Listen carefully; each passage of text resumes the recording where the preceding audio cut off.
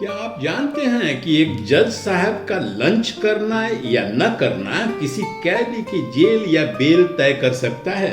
मजाक नहीं, मनोविज्ञान की डरावनी हकीकत है ये। और यह सिर्फ कोर्ट रूम में ही नहीं, आपके साथ भी हर शाम होता है। जब नेटफ्लिक्स पर आधे घंटे तक स्क्रॉल करते करते आपको कोई सूटेबल पसंदीदा प्रोग्राम नहीं मिलता और आप टीवी बंद करके सो जाते हैं, या जोमेटो के मेनू में ही कुछ बढ़िया खोजते खोजते आप ऐसे फंस जाते हैं कि अंततः दाल चावल से ही काम चला लेते हैं। आप अकेले नहीं, ना ही बहुत चूजी हैं। मनोविज्ञान कहता है कि आपकी बैटरी फुस हो गई है, निर्णय लेने की क्षमता जाती रही है। डिसीजन फैटिग कहते हैं इसे। नमस्कार, मैं गजेंद्र। अंतर यात्रा के आज की प्रस्तुति में स्वागत है मित्रों। और आज हम जानेंगे कि क्यों कंफ्यूज्ड रहते हैं हम। छोटे छोटे निर्णय लेने में कहीं हम पहुंचते नहीं हैं और अंततः जहां के तहां ढाक के तीन पात। डिसीजन फैटिग कहते हैं इसे। क्यों होता है और इसका निदान क्या है, आज की वीडियो में हम यही जानने की कोशिश करेंगे। चलिए विस्तार से समझते हैं। सोचिए कि हमारे पास निर्णय लेने की एक सीमित करेंसी है। जैसे सुबह सुबह 100 सिक्के हैं, हमें कैसे खर्च करें। आज क्या पहने, 5 सिक्के इसी में चले गए। नाश्ते में आज क्या करें, 5 सिक्के और चले गए। ट्रैफिक इतना जाम है, ऑफिस का टाइम है, किस रास्ते कम होगा, किस रूट से ऑफिस जाएं, 10 सिक्के और चले गए। दोपहर होते होते जब आप अपने मुख्य कार्य पर मुख्य निर्णय लेने के लिए आते हैं, आपकी डिसीजन की जेब खाली हो गई रहती है। और ऐसी स्थिति में जब विल पावर ही खत्म हो जाती है तो हमारा दिमाग 2 ही चीज कर सकता है। या तो फैसले को टाल दिया जाए, प्रोक्रेस्टिनेशन, या बिना सोचे समझे इंपल्सिव डिसीजन लिया जाए। यह सिर्फ मेरी थ्योरी नहीं है। 2011 में एक ऐसी रिसर्च सामने आई जिसने दुनिया भर में न्याय व्यवस्था को हिला कर रख दिया था। 2011 में प्रतिष्ठित journal proceedings of national academy of science में एक रिसर्च पेपर छपा जिसका टाइटल था extraneous factors in judicial decisions. इसमें इजराइल के 8 अनुभवी जजों द्वारा 10 महीनों में किए गए कुल 1112 पेरोल निर्णयों का डेटा एनालाइज किया गया। रिजल्ट चौंकाने वाले निकले। जो कैदी सुबह सुबह जज साहब के सामने पेश किए गए, उन्हें पेरोल मिलने के चांसेस 65% थे। क्यों? क्योंकि जज साहब का दिमाग ताजा था, निर्णय ले सकते थे। लेकिन जो कैदी लंच के ठीक पहले आए, यानी अब जज साहब थक गए थे, भूख भी लग रही थी, उन्हें पेरोल मिलने के चांसेस नगण्य हो गए थे, 0% के करीब। न्याय जैसे गंभीर फैसले जो सबूतों के सहारे लिए जाते हैं, इस बात पर लिया जा रहा है कि जज साहब ने नाश्ता कितनी देर पहले किया है और वे थके तो नहीं। इसका सीधा अर्थ यह है कि जब दिमाग थका रहता है तो सेफ ऑप्शन चुनता है, और जज साहब के लिए सेफ ऑप्शंस तो यही था, रहने तो जेल में, क्यों रिस्क लेना है छोड़ के।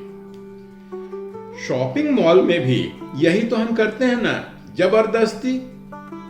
और थकान में हम वो चीजें भी खरीद लेते हैं जो जरूरी नहीं होती हैं, क्योंकि ना के डिसीजन लेने के लिए भी तो ऊर्जा ही चाहिए ना। भारतीय मनोविज्ञान ने इसे सदियों पहले से समझा और समझाता आ रहा है। गीता के पहले ही अध्याय में डिसीजन फैटिग की चर्चा है, जब अर्जुन को इतना अनिर्णय की स्थिति का सामना करना पड़ गया कि गांडीव हाथों से फिसलते जाने लगा।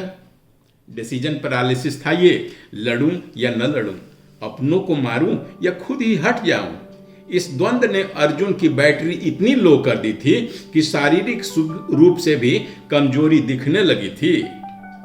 अब दूसरी तरफ देखिए, अज्ञातवास के दौरान पांडवों को प्यास जब लग गई तो नकुल, सहदेव, भीम, अर्जुन सभी ने यक्ष की चेतावनी को अनसुनी कर दी और पानी पी लिया, चारों मारे गए।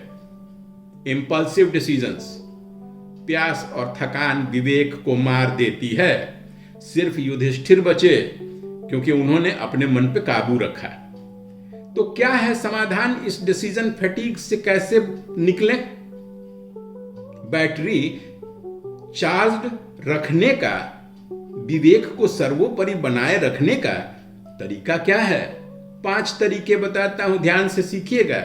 एक बार में न समझ आए, स्मरण ना हो सके तो फिर रिवाइंड करके रिवाइज कीजिएगा। ये आपके ब्रेन बैटरी को बर्बाद होने से बचाएगी। पहला उपाय, ऑप्शंस को सीमित कर दें। कभी सोचा है कि मार्क जुकरबर्ग हमेशा ग्रे टी शर्ट और स्टीव जॉब्स हमेशा काला टर्टलनेक ही क्यों पहनते हैं? क्या उनके पास दूसरे कपड़े खरीदने को पैसे नहीं हैं? अजी, वे अपने दिन के एनर्जी कॉइन्स को कपड़ों के चयन पे बर्बाद नहीं करते। नाश्ता क्या करना है, कपड़े क्या पहनना है, किस रास्ते ऑफिस जाना है, इस तरह के रूटीन वर्क्स को ऑटो पायलट मोड पे डाल रखा है उन्होंने। क्यों विकल्प रखना है? दूसरा उपाय, ईट द फ्रॉग फर्स्ट, यानी दिन के अहम फैसले सुबह सुबह सबसे पहले ही ले लें। शाम को बिना दिमाग वाले काम कीजिए, जैसे मात्र रिस्पॉन्स करना नोटिफिकेशंस को के लिए, ईमेल्स के जवाब के लिए या दूसरे daily course of routine works के लिए शाम का समय, निर्णय के लिए सुबह सुबह। तीसरा उपाय, मैक्सिमाइजर वर्सेस सेटिस्फायर। यह आपके व्यक्तित्व का एक ट्रेट है। मनोवैज्ञानिक हर्बर्ट साइमन ने पाया है कि दुनिया में 2 तरह के लोग होते हैं। मैक्सिमाइजर, जो परफेक्शनिज्म की तलाश में रहते हैं, best phone, best car, best partner, best opportunity, ये लोग हमेशा सबसे ज्यादा तनाव में थकेला टाइप के हुए रहते हैं। और दूसरे सेटिस्फायर, जो वो चुनते हैं जो उनकी जरूरतों के हिसाब से जरूरतों को पूरा कर दे, पर्याप्त हो। अपने दिमाग को समझाइए कि perfect choice is an illusion. सही निर्णय वो है जो आप लेते हैं, ना कि वो जो आप सोचते रह जाते हैं। शांति से काम पूरा करने के लिए सेटिस्फायर बनना जरूरी होता है, टारगेट पूरा होता है इससे। चौथा उपाय, बीट द एंटिसिपेटरी रिग्रेट, यानी हमें निर्णय लेने से डर नहीं लगता, हमें डर लगता है जो उस पछतावे से जो निर्णय गलत साबित होने पर हमें झेलना पड़ेगा। यही है एंटिसिपेटरी रिग्रेट।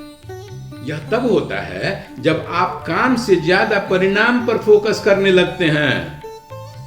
तो माइंड को रिफ्रेम कीजिए कि गलत निर्णय पाप नहीं है, एक डेटा भर है। फैसला गलत हुआ तो सीखेंगे और सही हुआ तो जीतेंगे।